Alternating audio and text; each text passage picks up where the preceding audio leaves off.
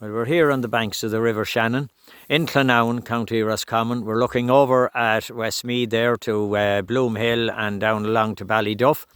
And we're looking at, the river is at summer levels, which means that the water has retreated from the land that it was on here for most of the winter. The grass is beginning to grow, as you can see on the banks, but as you move away from the river and as you come inland, you'll see that the grass here isn't really growing properly. It's still covered in muck and dirt and from the flooding, and this is unusable. It's uneatable by the animals because they'd get sick from it if they tried.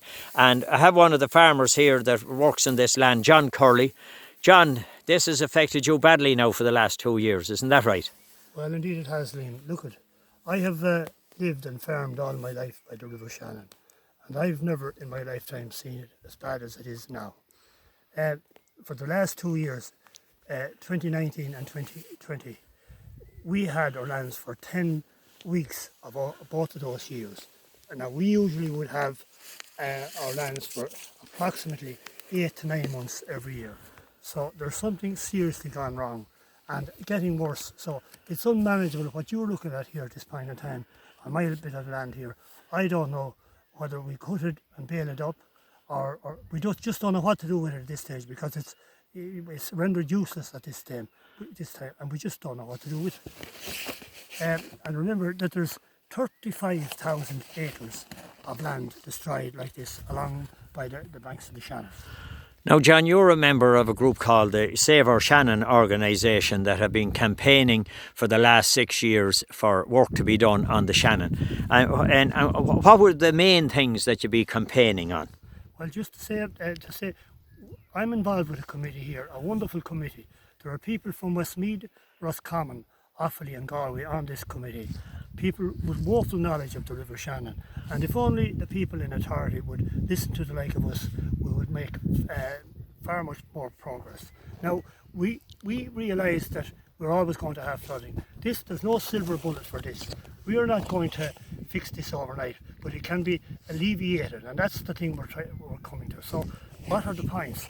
The first point is we need one authority, somebody in charge, and a proper maintenance programme put in place, and to lower the lakes of the River Shannon by 1 metre. And number 4 is to remove the pinch points. Now, if that was done, it would make a massive difference to us people around here. And John, last year was particularly bad in the month of July. Why was that?